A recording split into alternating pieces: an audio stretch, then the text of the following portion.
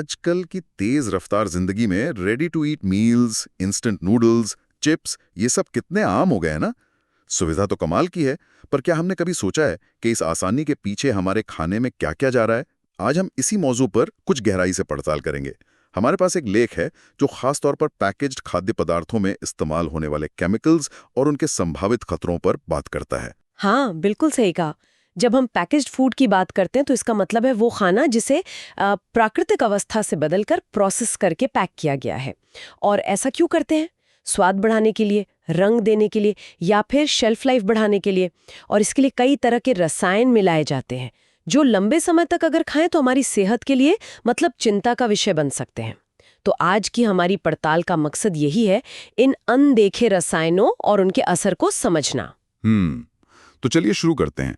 आमतौर पर इन प्रोडक्ट्स में कौन से रसायन पाए जाते हैं? लेख में कुछ खास किस्मों का जिक्र है शायद। हाँ, कई हैं। जैसे सबसे पहले तो प्रिजर्वेटिव्स, मान लीजिए सोडियम बेंजोएट। प्रिजर्वेटिव्स, ओके, ये खराब होने से बचाने वाले। हाँ बिल्कुल, ये खाने को फफूंद या बैक्टीरिया से बचाते हैं, लेकिन इनकी ज्यादा मात्रा वो फिर लिवर और किडनी पर बोझ डाल सकती है।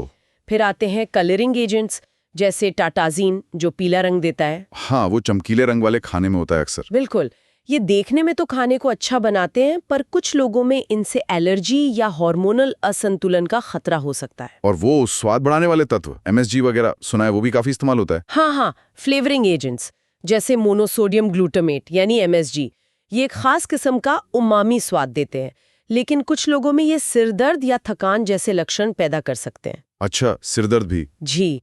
इसी तरह हाइड्रोजनेटेड फैट्स हैं। ट्रांसफैट? हाँ, वही ट्रांसफैट।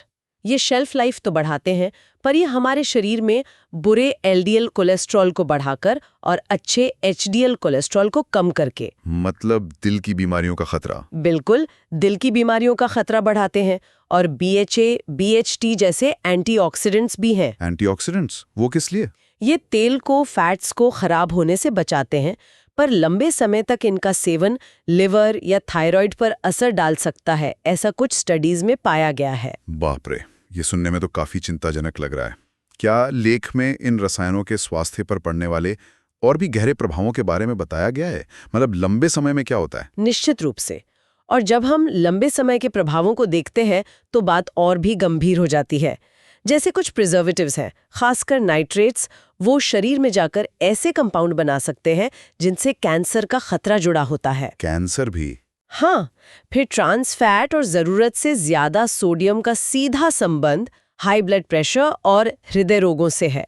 ये तो काफी स्थापित बात है। और अक्सर इन पैकेज्ड फूड्स में छुपी हुई शुगर और ज्यादा कैलोरीज जाहिर है मोटापे और टाइप 2 डायबिटीज को न्योता देती हैं। शरीर के अंगों पर भी सीधा असर होता है कि जैसे आपने कहा लिवर या किडनी पर? हाँ, कुछ रसायनों का सीधा असर इन अंगों पर पड़ सकता है, उनकी फंक्शनिंग पर। इसके अलावा इन प्रोसेस्ड फूड्स में अक्सर फाइबर की बहुत कमी होती है। हाँ, ये तो है, जिससे कब्ज और दूसरी पाचन संबंधी दिक्कतें आम हो जाती हैं। यहाँ तक कि कुछ स्टडीज बताती हैं कि कुछ एडिटिव्स शरीर के हार्मोनल बैलेंस को भी बिगाड़ सकते हैं। हार्मोनल बैलेंस कैसे? जैसे थायराइड फंक्शन पर असर पड़ सकता है, या महिलाओं में पीरियड साइकिल में अनियमितता आ सकती है। और बच्चों का क्या? आजकल तो बच्चे चिप्स, इंस्टेंट नूडल्स, मीठी ड्रिंक्स के बिना मानते ही नहीं। उन पर क्या असर होता है? ये एक बहुत ही जरूरी सवाल है सच में।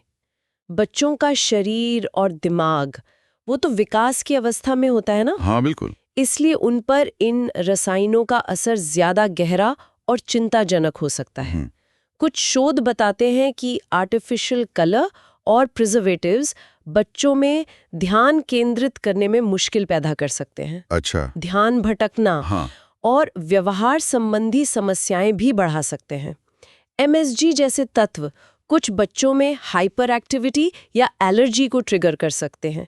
सोचिए, वो झटपट बनने वाले नूडल्स स्वाद में तो अच्छे लगते हैं बच्चों को, पर उनमें मौजूद MSG या ज्यादा सोडियम वो उनके लिए ठीक नहीं। और चिप्स में ट्रांस फैट और इतनी सारी कैलोरीज वो मोटापे का सीधा कारण बन सकती हैं। तो फिर रास्ता क्या है?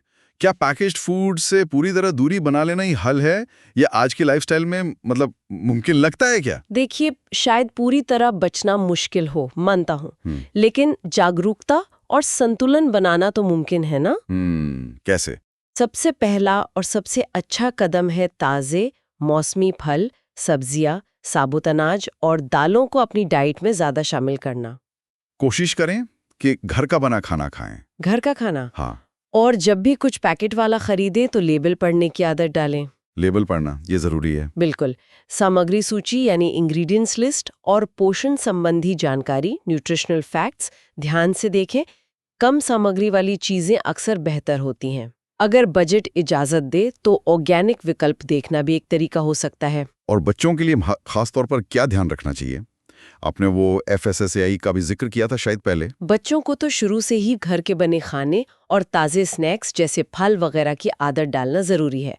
जहाँ तक FSSAI की बात है, हाँ, भारत में खाद्य सुरक्षा और मानक प्राधिकरण है। उन्होंने इन रसायनों की सुरक्षित सीमाएं तय की हैं। लेकिन चुनौती यह सुनिश्चित करने में है कि इन नियमों का सख्ती से पालन हो। हाँ, पालन करवाना। और साथ ही हम उपभोक्ता भी जागरूक बने कि हम क्या खा रहे हैं, क्या खिला रहे हैं।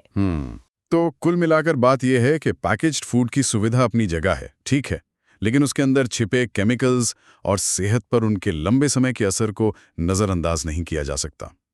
लगता है वापस अपनी जड़ों की ओर लौटना, यानी ताज़ा और प्राकृतिक भोजन को चुनना ही सबसे समझदारी का रास्ता है। बिल्कुल।